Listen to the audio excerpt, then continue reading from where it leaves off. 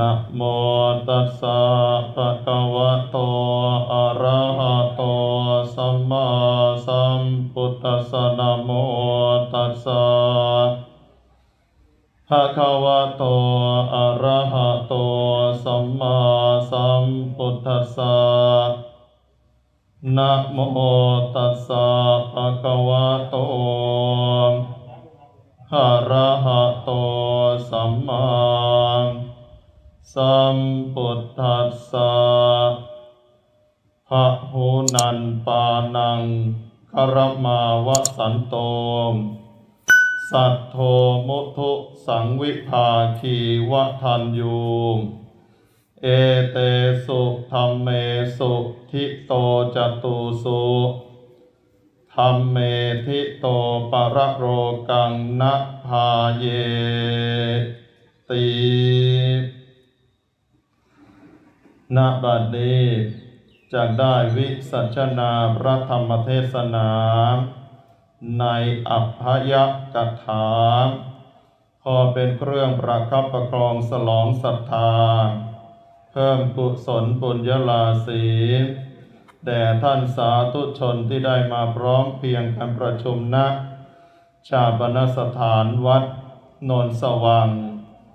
ด้วยว่าวันนี้ได้ปลาลบงานชาปนกิจศพคุณแม่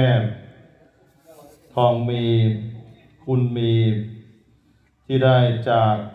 บุตรญาติพี่น้องไปอย่างไม่มีวันกลับซึ่งวันนี้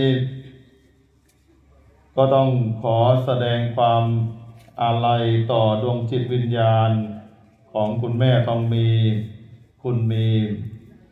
ซึ่งท่านได้จากบุคคลนั้นเป็นที่รับไปอย่างไม่มีวันกลับและก็ขอแสดงความเสียใจกับการจากไปของคุณแม่กับท่านราชิการชาญชัยโชติปัญโยไว้ณโอกาสนี้ถึงแม้ว่า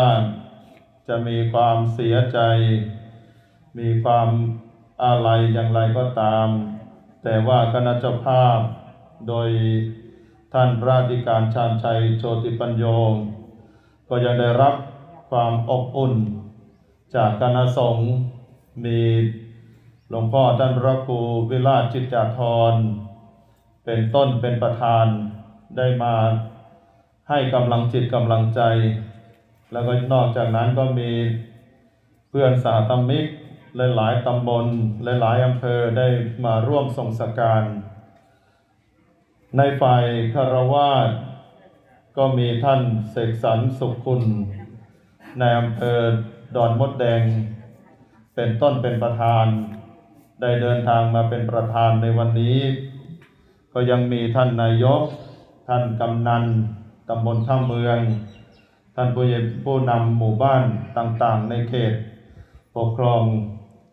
ก็ได้มาให้ความอบอุ่นแก่ญาติพี่น้องแก่ท่านพระอธิการชาญชัยก็ถือว่าได้รับความอบอุ่นถึงแม้ว่าจะอยู่ในภาวะโรคระบาดหรือว่าที่เราได้ยินคุ้นหูว่าโควิด -19 แต่ว่าก็ยังได้รับความเอื้อเฟื้อความอนุเคราะห์จากญาติสนิทมิตรสหายเพื่อนบ้านในหมู่บ้านได้มาให้กำลังจิตกำลังใจกันอย่างนี้ละญาติโยมสาธุชนทั้งหลายเราจะได้เห็นใจกันก็เพราะตอนจากกันนี่แหละว่าใครจะเป็นมิตรของเราใครจะเป็นญาติของเราก็เห็นกันตอนนี้แหละในยามที่เราทุกข์ยากในยามที่เราลำบากก็จะได้เห็นน้ำจิตน้ำใจกันเช่นนี้หลายท่านก็มีภารกิจมีหน้าที่ที่จะต้องกระทำแต่ก็เสียสละมาเพื่อส่งสการคุณแม่ทองมีเป็นวาระสุดท้ายในโอกาสของชีวิตของท่านซึ่งต่อไปเราก็จะไม่ได้เห็นท่านอีกแล้วถ้าจะว่าไปแล้วคุณแม่ทองมีนั้นถือว่าเป็นคนมีบุญเป็นคนมีบุญก็เนื่องจากว่าท่านมีลูกดีท่านมีลูกชายโทนลูกชายคนเดียว มีลูกชายก็นำเข้ามาฝากไว้ในพระศาสนา ไว้กับหลวงพ่ออดีตเจ้าคณะอำเภอดอนมดแดงหลวงพ่อพระครูวรริศาสนคุณหรือที่เราคุ้นหูกันก็คือประธานอ้วมได้นำมาฝากหลวงพ่อตั้งแต่อายุยังน้อยตั้งแต่เยาว์วัยหลังจากจบประถมชั้นปีที่6มาก็นำเข้ามาฝากไว้กับหลวงพ่อให้ท่านได้รับให้ท่านได้อบรมสั่งสอนจนกระทั่งมีความเจริญงอกงามไพบูลย์ในบวรพุทธศาสนาขึ้นมาเรื่อยๆจนถึงอายุครบบวชหลวงพ่ออดีตเจ้าคณะอำเภอท่านก็เป็นพระอุปัชฌาย์บวชให้แล้วก็เมื่อท่านได้ล่วงลับดับขันไปก็ได้ทำหน้าที่สืบแทนเป็นเจ้าอาวาสวัดบันทราชวัดบันทราชนี่ถ้าจะว่าไปแล้วถ้าคนไม่มีบารมีอยู่ไม่ได้ตามที่ได้ทราบข่าวจากผู้เฒ่าผู้แก่ว่าใครไม่มีบารมีจะอยู่ที่บันทราชนั้นไม่ได้เพราะอะไรเพราะบันทราชนั้นมีเจ้าที่แรงเจ้าที่มีผู้ที่รักษาอยู่ที่นั่นเมื่อครั้งที่หลวงพ่ออดีตเจ้าคณะอำเภอรูปก่อนท่านอยู่ท่านก็ได้เล่าให้ฟังแล้วก็ญาติโยมผู้เฒ่าผู้แก่หลายคนก็ได้เล่าให้อาตมาฟังแต่ว่าลูกชายของคุณแม่ทองมีนี้ตั้งแต่เป็นสามเณรแล้วก็มาเป็นพระจนมากระทั่งเป็นเจ้าวาดได้เกือบ10 ปีแล้วก็อยู่รอดปลอดภัยมาจนเกือบ10 ปีแล้วนี่ก็ถือว่าเป็นผู้มีบารมีพอสมควรเพราะฉะนั้นคุณแม่ทองมีนี่จึงเป็นผู้ที่มีบุญเมื่อท่านมีลูกชายคนเดียวท่านก็หวังที่จะเกาะชายผ้าเหลืองของลูกขึ้นสวรรค์ญาติโยมเข้าใจคำว่าเกาะชายผ้าเหลืองลูกขึ้นสวรรค์อย่างไรหลายคนก็บอกหลายคนก็ปรารถนาเมื่อมีลูกชายก็อยากให้เข้ามาบวชในพระศาสนาบอกว่ามาบวชให้พ่อแน่บวชให้แม่แน่เพราะได้เกาะชายผ้าเหลืองขึ้นสวรรค์เป็นว่าคำว่าเกาะชายผ้าเหลืองขึ้นสวรรค์นั้นคืออย่างไรเมื่อลูกเข้ามาบวชในบวรพระพุทธศาสนาแล้วพ่อแม่ได้บุญไหมถามว่าก็ได้บุญในส่วนหนึ่งได้บุญในนิดหนึ่งบุญที่ได้คือบุญที่เกิดจากการอนุโมทนาเห็นลูกได้เข้ามาบวชในพระพุทธศาสนาก็ดีอกดีใจปลื้มอกปลื้มใจโมทนากับลูกแต่ที่จะทำให้ได้ขึ้นสวรรค์นั้นก็เพราะเมื่อลูกเข้ามาบวชแล้วคุณพ่อคุณแม่ไม่ได้ขาดจังหันจังเพนนี้ต่างหากที่จะได้บุญถึงแม้ว่าคุณแม่ทองมีจะเอาลูกไปฝากไว้โน่นบันทราชโน่นแต่ว่าท่านก็ได้อุปถัมภ์ถากวัดบ้านของเรานี่แหละละไปบิณฑบาตแต่ละวันเนี่ยท่านก็ใส่บาตรมาจังหันจังเพนอยู่เป็นประจำถึงลูกจะไปอยู่ที่ไหนก็แล้วแต่หัวอกของความเป็นแม่นี้สำคัญญาติโยมสาธุชนคิดถึงลูกก็ใส่บาตรที่บ้านนี่แหละไม่ได้ไปที่โน่นหรอกบางครั้งก็อาจจะไปแต่ว่าโดยส่วนมากก็อุปถัมภ์ถากพระในวัดของเรานี่แหละนี่แหละคือเมื่อคุณพ่อคุณแม่ได้อุปถัมภ์ถากส่งจังหันจังเพนทุกวันนี่แหละคือการได้เกาะชายผ้าเหลืองถ้าลูกไม่อยู่ในวัดถามว่าคุณพ่อคุณแม่จะใส่บาตรไหมน้อยมากแต่ก็มีหรอกแต่โดยส่วนมากก็บางครั้งก็ถ้าฝนตกก็บอกว่าไม่เป็นไรหรอกไม่ต้องใส่แล้ววันไหนฝนไม่ตกค่อยใส่ก็ได้แต่ถ้าลูกมาอยู่ในวัด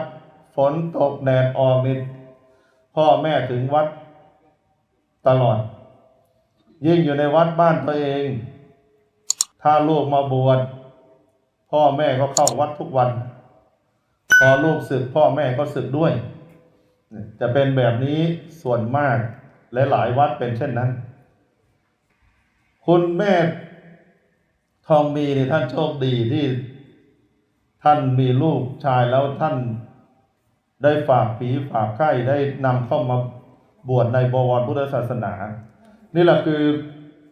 จึงกล่าวได้ว่าท่านเป็นคนโชคดี เป็นผู้ที่โชคดีได้มีลูกแล้วก็ได้ให้เข้ามาบวชมีลูกก็ลูกคนเดียวด้วยญาติโยมสาธุชนลูกชายโทนลูกหัวแก้วหัวแหวนเนี่ยเป็นที่สุดหวงหลายคนไม่อยากจะให้บวชด้วยซ้ำไปเพราะว่าลูกชายนี่คือแก้วตาดวงใจของพ่อของแม่เลย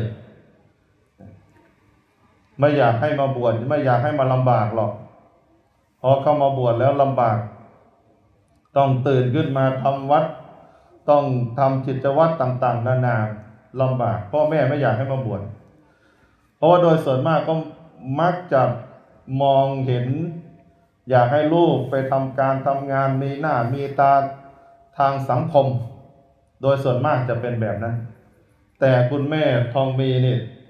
ท่านตัดสินใจเลือกสายทางพระพุทธศาสนาให้ลูกชายมาอยู่ในอ้อมอกของพระพุทธศาสนาความทุกข์ของพ่อแม่ท่านบอกว่าเอาของแม่ก่อนในพระพุทธศาสนาได้กล่าวทุกข์ของแม่ของผู้หญิงได้กล่าวทุกข์ของผู้หญิงไว้3ประการคือ1ผู้หญิงนั้นมีทุกข์ประจำตัวอยู่ก็คือถึงวัยมีฤดูต้องมีฤดูอันนี้คือทุกข์ที่ท่านกล่าวไว้ทุกข์ประการต่อมาก็คือทุกข์เพราะต้องอุ้มท้อง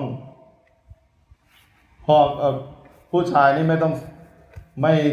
ทำไม่ได้ไม่สามารถที่ทำได้เหมือนกับผู้หญิงทุกข์ที่3ก็คือคลอดลูกเพราะฉะนั้นองค์สมเด็จพระสัมมาสัมพุทธเจ้าจึงยกย่องแม่นี้เป็นผู้ที่สำคัญที่สุดถ้าจะแบกพ่อแม่ไว้ด้วยบ่าทั้งสองเนี่ยท่านก็บอกว่าบ่าขวาเนี่ยสำหรับให้แม่บ่าซ้ายสำหรับให้พ่อทำไมบ่าขวาจึงให้แม่เพราะว่าโดยส่วนมากคนเรานั้นถนัดขวาเป็นผู้ถนัดขวาทำอะไรเป็นผู้ที่หนักนะไปในทางด้านที่ถนัดทำอะไรได้รับยกของหนักๆได้แต่ทางด้านซ้ายมือเนี่ยเราจะเวลายกของหนักก็จะยกไม่ได้ยกได้ก็ไม่นานเพราะฉะนั้นท่านบอกว่าถ้าจะเอา2ตายายนั่งบนบ่าทั้งสองข้างเนี่ยให้แม่นั่งบ่าขวาให้พ่อนั่งบ่าซ้ายบ่าขวานี่จะรองรับไม่ให้คุณแม่ท่านได้ล่วงได้หล่นลงเนี่ยเพราะว่าเป็นผู้ที่สำคัญที่สุดในชีวิตของลูกเป็นผู้ที่สำคัญในชีวิตของลูกทำไมจึงเป็นเช่นนั้นก็ดังที่อาตมาได้กล่าวว่าคุณแม่เนี่ยเป็นผู้ที่ทำจิตได้ยาก3ประการดังกล่าวท่านจึงให้ความสำคัญกับคุณแม่มากทีนี้ความทุกข์ของพ่อแม่ก็มี3ประการทั้งพ่อทั้งแม่มีทุกข์3ประการเพราะลูกคือ1มีความทุกข์เพราะไม่มีลูกอยากจะมีลูกแต่ทำอย่างไรก็ไม่มีบางคนไปอ้อนวอนบนบานศาลกล่าวที่โน่นที่นี่ต้นไม้ต้นไหนศักดิ์สิทธิ์ไปแต่งเครื่องบวงสรวงไปอ้อนวอนไปบนบานศาลกล่าวพระที่ไหนศักดิ์สิทธิ์ไปขอลูก เพราะอยากจะมีลูกบางคนก็อาจจะได้สมใจบางคนก็อาจจะไม่ได้ดังที่ตนเองปรารถนาก็เนื่องจากว่าบุญกรรมของเรานั้นไม่เหมือนกันอันนี้คือทุกข์ของพ่อแม่ประการแรกประการที่สองทุกข์เพราะลูกตายพอมีลูกแล้วลูกตายจะตายด้วยโรคภัยไข้เจ็บจะตายด้วยอุบัติเหตุจะตายด้วยอะไรก็แล้วแต่พ่อแม่นี่ก็จะเกิดความทุกข์โดยเฉพาะหัวอกของความเป็นแม่จะทุกข์มากกว่าผู้ที่เป็นพ่อเพราะความผูกพันโดยสายเลือดโดยที่ลูก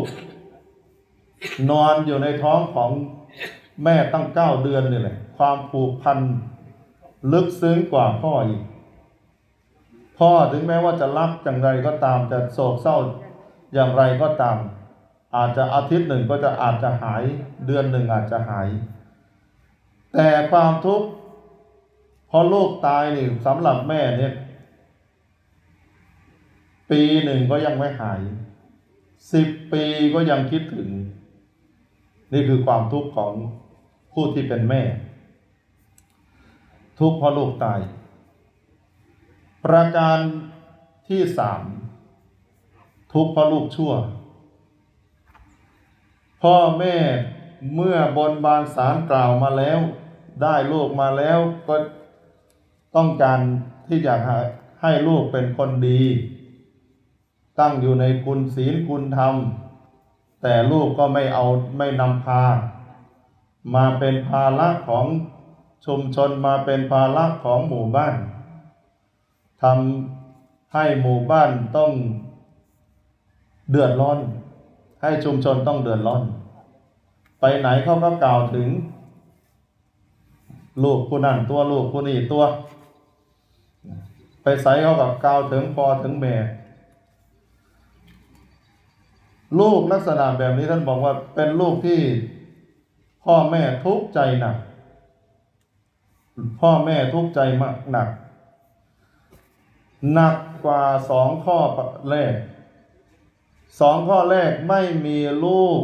พอผ่านไปเกินวัยไปก็ทำใจได้ประการที่2เมื่อลูกตายพอเวลาผ่านไปนานๆไปมันก็ลืมก็หมดทุกข์ได้แต่ประเภทที่3เนี่ยเห็นกันอยู่ทุกวันเราจะได้เห็นตามสื่อต่างๆบางครั้งบางทีก็มาบีบบังคับเอาทรัพย์สินเงินทองกับพ่อกับแม่พ่อแม่หาให้ไม่ได้ก็ทุบตีเอาพ่อแม่เป็นที่ระบายอารมณ์ประการที่3เนี่ยพ่อแม่ทุกข์หนักเพราะต้องอยู่ด้วยกันไม่รู้ว่าจะหมดกรรมหมดเวรเมื่อไหร่ถ้าจึงบอกว่าประเภทที่3เนี่ยพ่อแม่เนี่ยตกนรกทั้งเป็นตกนรกขุมปุตตะทั้งที่ยังไม่ตายแต่คุณแม่ทองมีนี่ไม่มีทุกข์3 ประการนี้ไม่มีทุกข์3 ประการเพราะอะไรเพราะคุณแม่ท่านมีลูกดีบอกว่าให้ลูกมาบวชลูกก็ว่านอนสอนไงเขามาบวชเขามาบวชในบวรพุทธศาสนามาบวชอยู่น้ำบ่อทานเพิ่นจนกระทั่งได้เป็นเจ้าอาวาสเป็นเจ้าอาวาสก็เป็นที่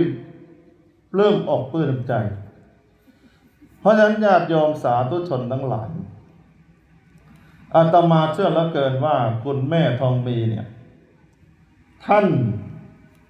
เป็นผู้ที่ไม่กลัวปรโลกทำไมจึงบอกว่าเป็นผู้ไม่กลัวปรโลกดังที่อาตมาภาพได้ขึ้น ภาษิตในอภยกถาว่าซึ่งเป็นคาถาว่าด้วยผู้ไม่กลัวในปรโลกนั้นว่าพระหุนนะปานังครมาวสันโตเป็นต้นแปลใจความว่าผู้อยู่ครองเรือนที่มีข้าวมีน้ำทั้งตั้งอยู่ในธรรม4ประการคือ 1. สัทโธมีศรัทธาคุณแม่ทองมีนั้นมีศรัทธาในบวรพุทธศาสนา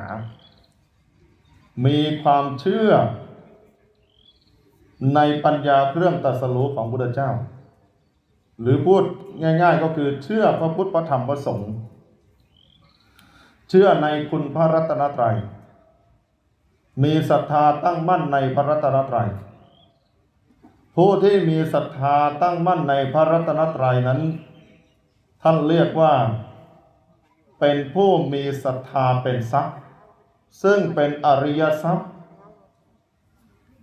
ศรัทธาตัวนี้เป็นศรัทธาที่ไม่หวั่นไหวไม่งอนแง่นไม่คลอนแคลนใครจะว่ายังไงก็แล้วแต่ใครจะพูดอย่างไรก็แล้วแต่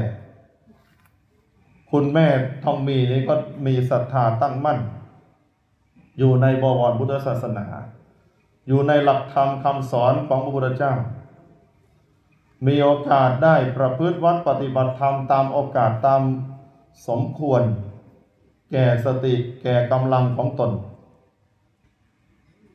ที่เห็นได้ชัดก็คือได้นำลูก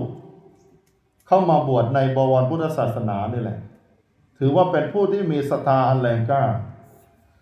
ตามที่อาตมาภาพได้กล่าวในเบื้องต้นนั่นแหละว่าไม่มีใครหรอกอยากจะให้ลูกเข้ามาบวชในพระพุทธศาสนา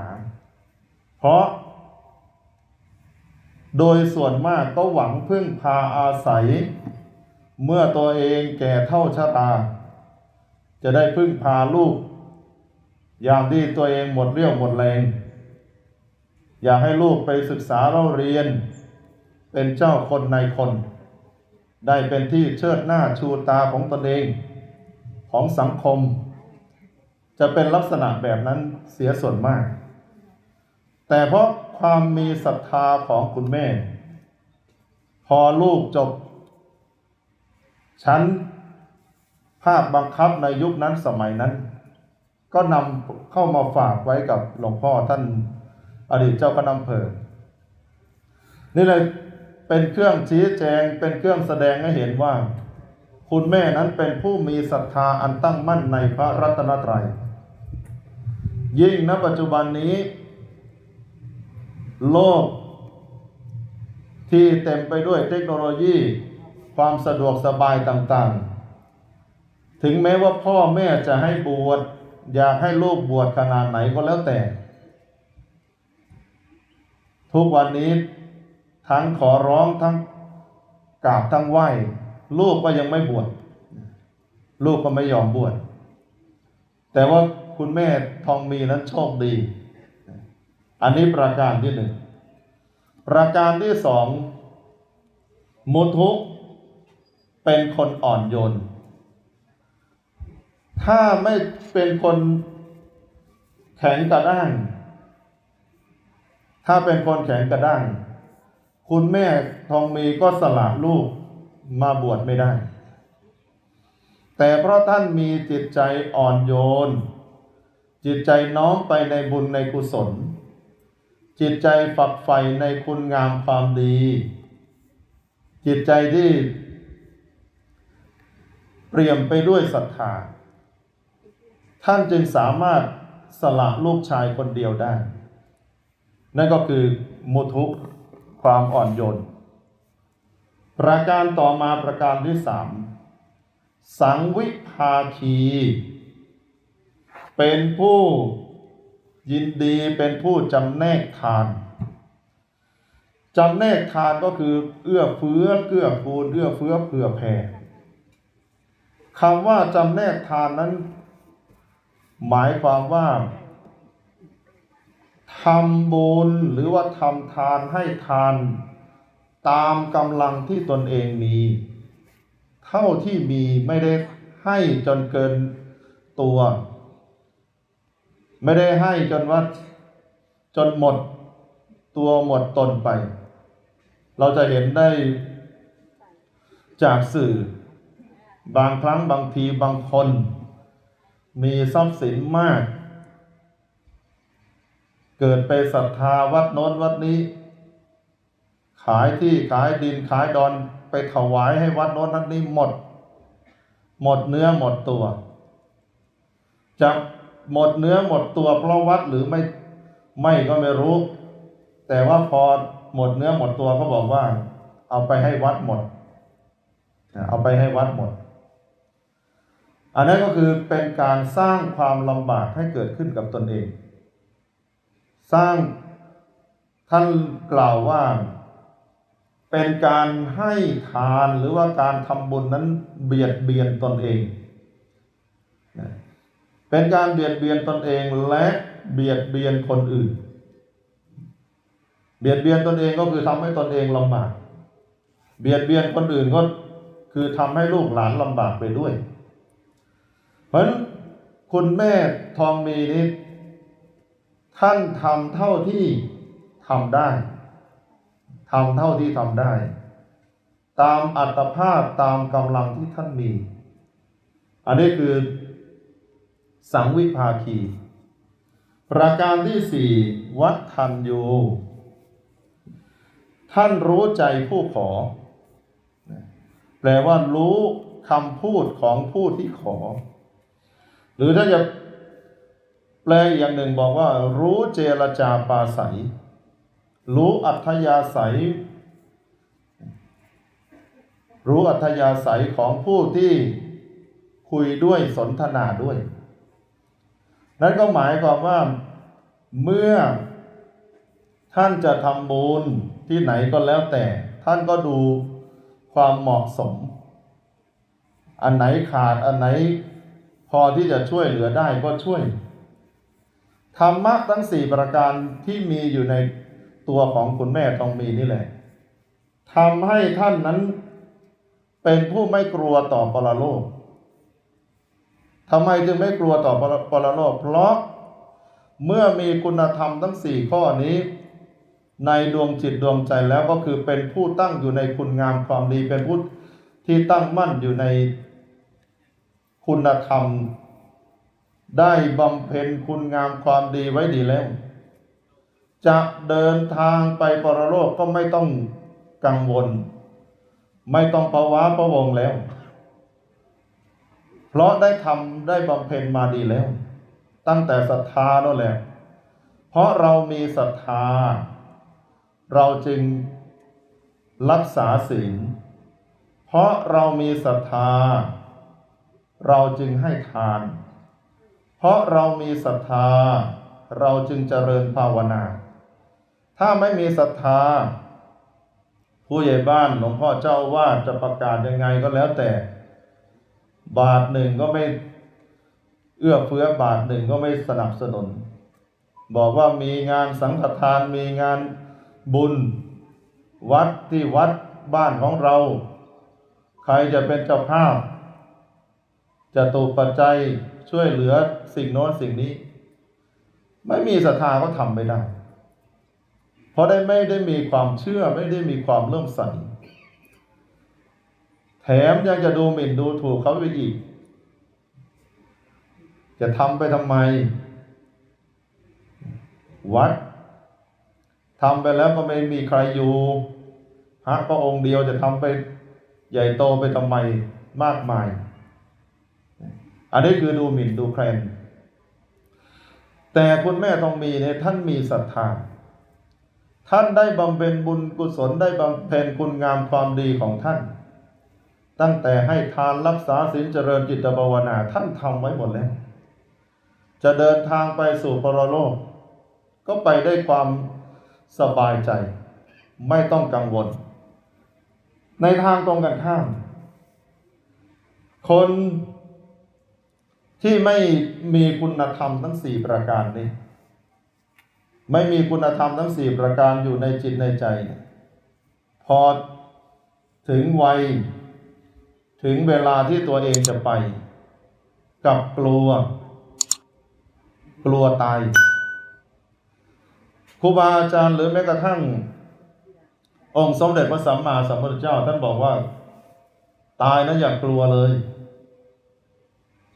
ท่านไม่ให้กลัวตายแต่ท่านให้กลัวว่า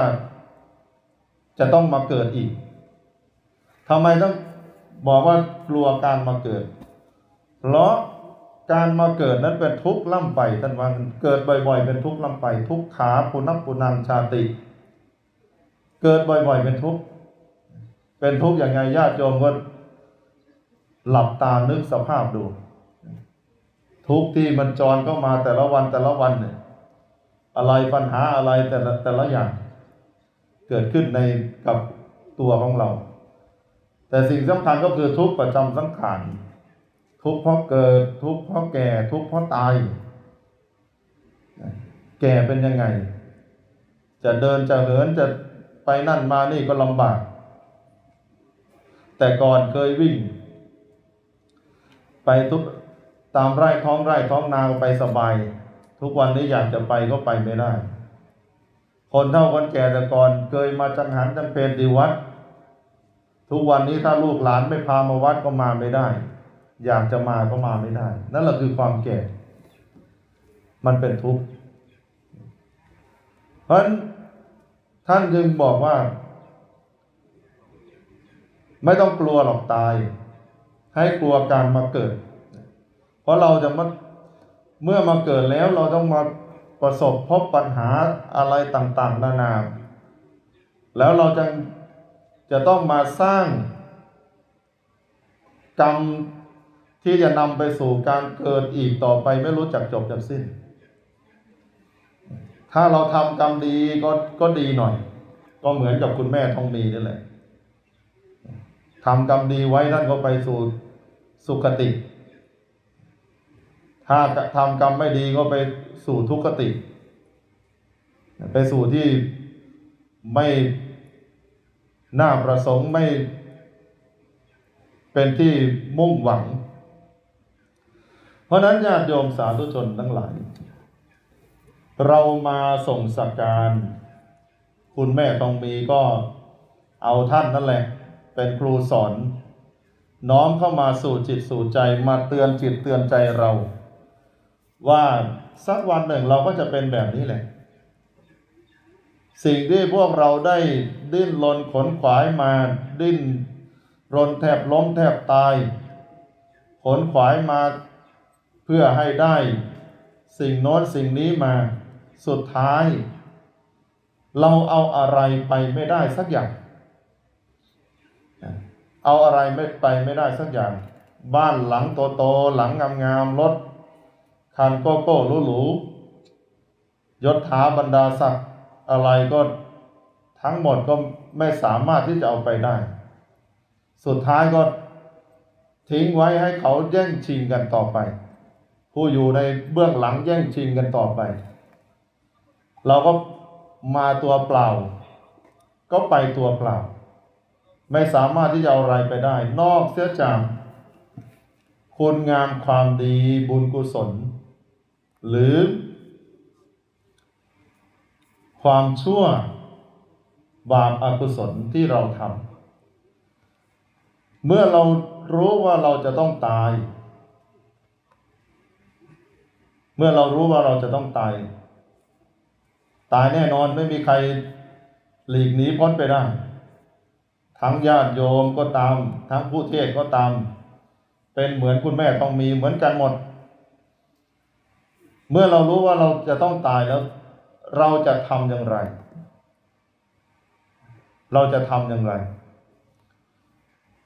เราควรที่จะรีบเร่งขนขวายทำในสิ่งที่เป็นคุณงามความดีให้มากทำคุณงามความดีให้มากโบราณเพิ่นว่าบุญให้ได้หาบบาปให้ได้หิวเพราะอะไรเพราะเราเกิดมาในโลกนี้ ไม่มีใครปฏิเสธได้หรอกว่าเป็นคนดี100%จะไม่เคยทำบาปไม่เคยทำความชั่วไม่เคยผิดพลาดทุกคนเคยผิดพลาดทั้งนั้นแหละแต่เมื่อผิดพลาดแล้วจะแก้ไขหรือเปล่าหรือจะถลำลึกลงไปอีกถ้าจะถลำลึกไปก็ขาดทุนผู้เฒ่าผู้แก่ท่านจึงบอกว่าให้เรานั้นทำคุณงามความดีให้ได้มากเหมือนกับให้ได้หาบบุญให้ได้หาบย่อมจะมีสองนะขันหิวมันอันเดียวเด้เนาะหิวมันอันหนึ่งเพราะฉะนั้นท่านบอกว่าให้ทำคุณงามความดีให้มากเหมือนอุปมาคุณงามความดีอุปมาเหมือนกับเกลือมีเกลืออยู่ช้อนหนึ่งญาติโยมสาธุชนถ้าเราเทลงในเหยือกแล้วเทน้ำลงเต็มลงไปในเหยือกจนเต็มเหยือกน้ำหรือกาน้ำนั้นก็จะมีรสชาติกร่อยหรือว่าอาจจะมีรสชาติเค็มถ้าเราน้ำในเหยือกนั้นไปเทลงในตุ่ม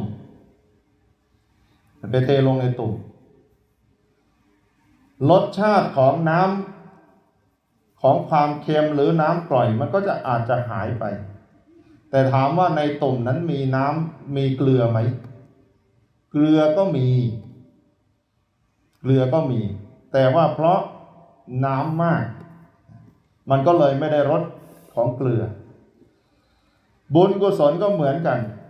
อุปมาเหมือนกับน้ำในตุ่มให้อุปมาเหมือนกับน้ำในตุ่มส่วนบาปอกุศลหรือว่าความไม่ดีความผิดพลาดที่เราได้ทำนั่นให้อุปมาเหมือนกับเกลือ1 ช้อนอยู่ในตุ่มน้ำนี่แหละความหมายของว่าบุญให้ได้หาบบาปให้ได้หิ้วเพราะฉะนั้นเรามาส่งสักการคุณแม่ทองมีก็น้อมเอาคุณแม่ทองมีนั้นมาสอนจิตสอนใจเตือนจิตเตือนใจว่าเราก็จะเป็นเหมือนคุณแม่ทองมีนี่แหละไม่มีใครที่จะหลีกหนีพ้นไปได้เพราะฉะนั้นก็ฝากให้ญาติโยมสาธุชนได้เป็นอุทาหรณ์ถ้าหากว่าคุณแม่ทองมีท่านลุกขึ้นมากล่าวกับพวกเราได้ท่านก็คงจะบอกว่ามาส่งเราเท่านี้และพี่น้องจะโศกร้องรำพันกันฉะไหนหากแม้นว่าวันหน้าคราต่อไปคงมีใครมาส่งท่านเหมือนวันนี้ธรรมภาพได้ใช้เวลามาพอสมควรอิมินากตคุณเยนะด้วยอานิสงส์ผลบุญที่คณะเจ้าภาพโดยการนำของท่านพระอธิการชาญชัยโชติปัญโยได้กระทำบำเพ็ญตั้งแต่วันที่คุณแม่ได้จากไปมีการสวดพระวิธรรมถวายภัตตาหารเช้าเพลและก็ในวาระโอกาสสุดท้ายได้มีการนิมนต์ให้แสดงพระธรรมเทศนานิมนต์พระมาสวดมาติกาบังสุกุลอานิสงส์ผลบุญทั้งหลายทั้งปวงจงมารวมกันเป็นกำลังที่สำคัญหนุนนำดวงจิตวิญญาณของคุณแม่ทองมีคุณมีได้ไปสู่สุคติโลกสวรรค์ได้เสวยทิพยสมบัติสวรรค์สมบัติอันเป็นที่มุ่งหวังหนึ่งบุญกุศลทั้งหลายทั้งปวงจงเป็นปฏิการะตอบแทนคณะเจ้าภาพมีท่านเสกสรรสุขคุณเป็นต้นเป็นประธาน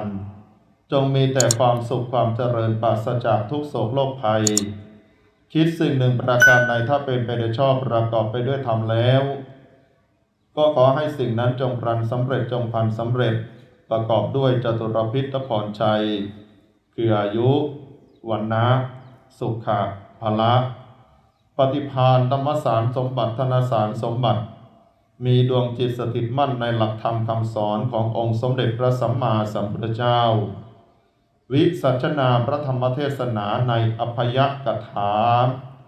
เห็นสมควรแก่เวลาเอวังก็มีด้วยประการฉนี้